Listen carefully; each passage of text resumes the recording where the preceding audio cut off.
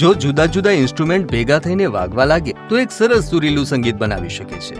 અને જો આપણે કોર્પોરેટ બોન્ડ, ગવર્નમેન્ટ બોન્ડ અને અન્ય બોન્ડને એકસાથે લાવીએ તો જુઓ આગળ શું થાય છે. ભાઈ, બોન્ડ એ મારો ફેવરિટ છે.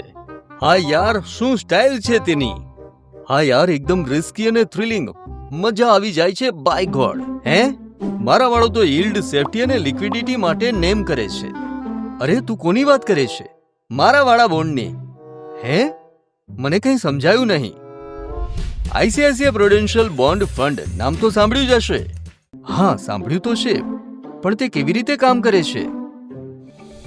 બેસિકલી આ એક ડેટ સ્કીમ છે જે અનેક પ્રકારની ડેટ અને મની માર્કેટ ઇન્સ્ટ્રુમેન્ટમાં ઇન્વેસ્ટ કરે છે, જેમ કે કોર્પોરેટ બોન્ડ, ગવર્નમેન્ટ સિક્યુરિટીઝ અને કોઈ પણ ફિક્સ્ડ ઇન્કમ ઇન્સ્ટ્રુમેન્ટ્સ. અને તેનો મેક્યુલે ડ્યુરેશન 1 વર્ષથી 7 વર્ષ સુધીનો હોય છે.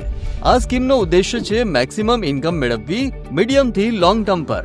અને આ સ્કીમ એક્ટિવલી મેનેજ હોવાના કારણે ફંડ મેનેજર્સ પોર્ટફોલિયો એડજસ્ટ કરે છે ઇન્ટરેસ્ટ રેટ ટ્રેન્ડ્સના આધારે. એટલે જ્યારે રેટ્સ પડી રહ્યા હોય ત્યારે તેઓ લોંગ ટર્મ બોન્ડ્સ માટે જઈ શકે છે, સંભવિત ભાવ વધવાનો વધુ લાભ મેળવવા માટે. પણ જો એવું લાગે છે કે રેટ્સ વધી રહ્યા છે તો fund managers sorter duration bonds તરફ ઝુકાવશે સ્ટેબિલિટી માટે. આ ટેક્ટિકલ સ્ટેબિલિટી મદદ કરે છે સ્કીમને માર્કેટ કન્ડિશનના અનુરૂપ બનાવવામાં, ખાસ એવા ઇન્વેસ્ટર્સ માટે જેને જોઈએ સ્ટેબિલિટીની સાથે મોડરેટ ગ્રોથ પોટેન્શિયલ. આ તો બહુ સરસ છે યાર, હમણાં જ ઇન્વેસ્ટ કરું છું.